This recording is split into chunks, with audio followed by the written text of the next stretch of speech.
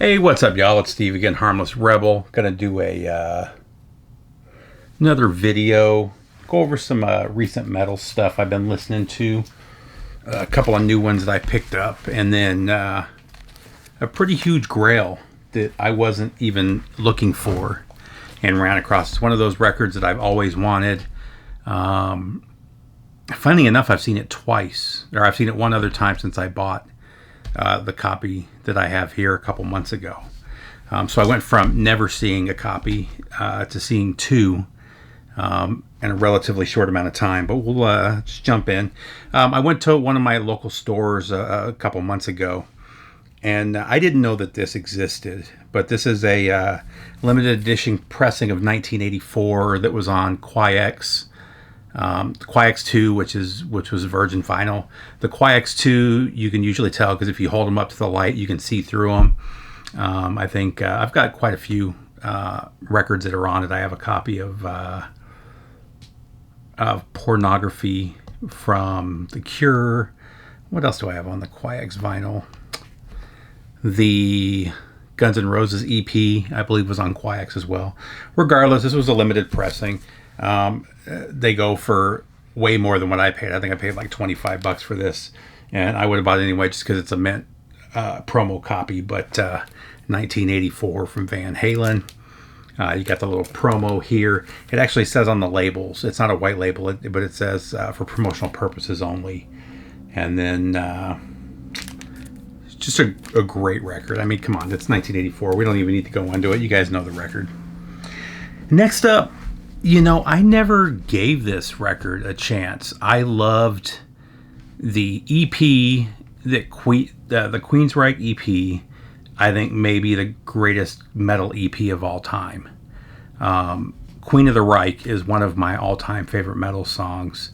I also liked The Warning. And then I kind of lost. I didn't really get into. Well, I also liked Empire. Those were like the three Queensryches that I regularly went to. I know everybody loves Operation Mindcrime, but I remember a couple of the songs that were on the radio when it came out, but it was never one that I really got into or gave a chance to. I finally got a copy on vinyl, and I really dig it. I don't think it's as good as The Warning. I don't think it's as good as Empire. It's still pretty good though, and I really dug it. I've given this 3 or 4 spins. I'm really happy to have a really nice copy of it. This is an original. I think this was a Columbia House pressing, maybe it was RCA Record Club. I can't remember, but found this for a great price, and I've been spending it quite a bit. I don't know why. I just never grabbed it when it came out. Just one of those things that kind of slipped through my fingers, I guess. Next up, one of my all-time favorite albums. It's my all-time favorite Scorpions album. My original pressing is not in the best condition. I've played the shit out of it. It was played well when I got it. So I found this really clean. This is like an 81 pressing of In Trance. Of course, it's got the US cover with the blacked out breasts. Really happy to have a really nice player copy, though. Again, this is one of my all-time favorite records. In Trance is one of my favorite songs. I love everything about. I love all of the whole Yuli era is definitely my favorite era. But I mean, they really hit every spot with In Trance. Just a perfect record. Next up, this is another one. This was the first time it was pressed to vinyl. I had never owned a copy of this. I've always loved the first album from this band. I just never ran across a copy of the second one in any format. And that's Acid Bath. This is Page and Terrorism Tactics, which is the second Acid Bath album. If you're not familiar with Acid Bath, they are a New Orleans band. It's basically like sludge, doom sludge with grunge lyrics. Riggs, what's his first name? the singer, his last name's Riggs. I can't remember what his first name is. He just had this vocal that kind of reminded me of like he doesn't sound like Alice in Chains or Soundgarden. He doesn't sing like Chris Cornell or Lane Staley, but just that grunge era vocal, but with the sludge. Just really good New Orleans sludge. I mean, it's fantastic. The first album is a 10 out of 10. I would say this one's probably an 8 out of 10. And then there's a Riggs album that's really good too. Fantastic though. There is a CD. I don't know if it was released on vinyl as well, with everything that wasn't on the first two albums that I want to find too. I've heard there's some really good stuff on there. And then speaking of EPs, I ran across another copy of this. My original copy's pretty beat up. This one is this a British pressing? No, it looks like it's a French pressing. But this is Fuck You, the Fuck You EP from Overkill. I do have an original US pressing, but like I said, it's pretty played. I played the heck out of it. I've always loved this EP, not just for the Middle Finger, which I loved as a kid in the 80s, you know, but Rotten to the Core is one of my favorite songs. The whole EP is fantastic. This would probably be in my top 10 metal EPs as well. Next up, this is a band I got into back in the day. I remember really liking them. I rebought their records about 15 years ago, their first two records, and I don't know, they just didn't hit me the same way, so I ended up getting rid of them.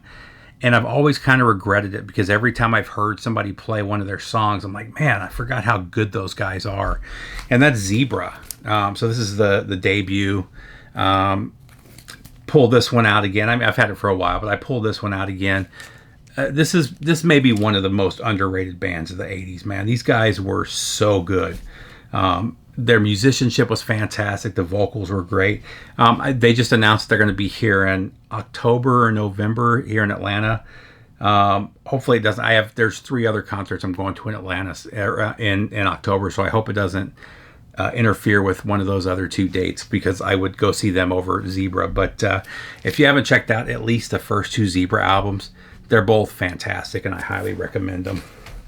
Actually, next up, I didn't even realize that there's another one too.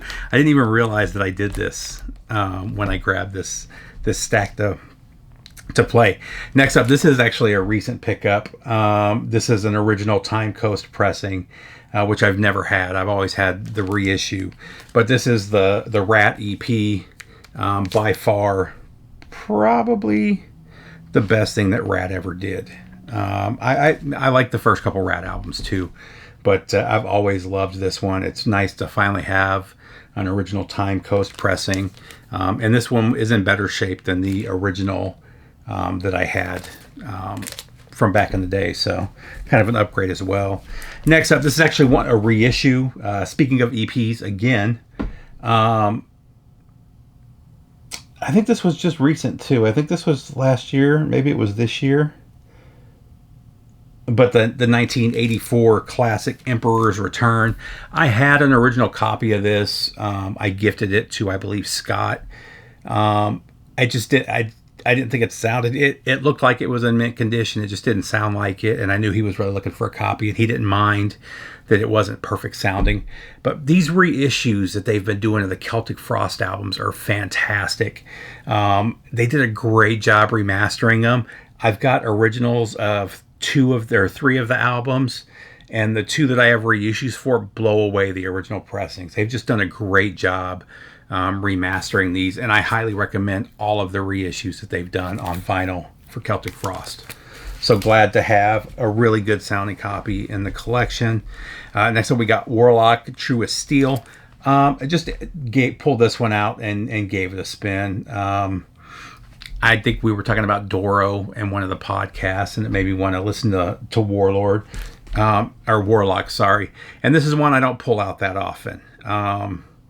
This is probably the one I listen to the least, but it's a fantastic album. It's just not my go-to, but True as Steel, fantastic album. Next up, this one I believe this one's a EP too. Is this an EP? Yeah, this is basically an EP as well. This is the original self-release version. I think it's been reissued a bunch of times. This original pressing, for a while, it was the only way to get it, and it was getting pretty expensive. And I believe just within the last couple of years, it's been repressed. But this is the debut mini LP from Metal Bats, who are Dutch. It's basically Dutch new wave of British heavy metal. It's a little bit later. I want to say this was 85 when this came out. It may have been 84, but it was a little bit past the new wave of British heavy metal era, but it's basically what it is. And this is fantastic. If you can find a copy of this, I think the reissues have some additional songs on them as well. But this is the original mini LP, and it's awesome. So next up, the next two I got because of Brother John, Bit Bop Boom. We were talking, and this is a band I've known about. It's a new wave of British heavy metal, probably for 20 years. I've seen this record a bunch of times and just never grabbed it. And we were talking about Grim Reaper and Steve Grimmett. And he mentioned that he was the vocalist on this album, which I had no idea. But this is Chateau, Chained and Desperate. This is an original ebony pressing from the UK. Man, this thing is fantastic. I highly, highly recommend picking this one up. If you're into new wave of British heavy metal, if you're into traditional metal, if you like that first Grim Reaper album, get this album. This thing is killer. I don't know if he was in all. They had, I believe, 2 more albums after this. I don't know if Steve was a vocalist on those as well. But man, this one is fantastic. This should definitely be in your collection. Another one, again, I just didn't know this existed, and as soon as he told me about it, I ordered it while we were still speaking from Discogs. This was, I believe, UK only, or at least Europe only. But we were talking about glam, like over-the-top glam bands, and I brought up Tiger Tails, and then I ended up pulling out the record to show people on the live stream, just because the look of it is just so over-the-top glam. If you're familiar with the Tiger Tails debut, and he mentioned that they did an EP with a couple of thrash covers, and I couldn't believe that. I don't think he had heard it; he just had heard about it. So I looked online and I found it, and it's Tiger Tails Heaven is the name of the EP, and the A side is Heaven, but the B side they cover Creeping Death and Peace Cells, and this is fantastic. This is one that you've got to have. You got this over-the-top glam band doing 2 killer thrash tracks, and not just that. What year was this? So 1990. Is it 90? Is that right?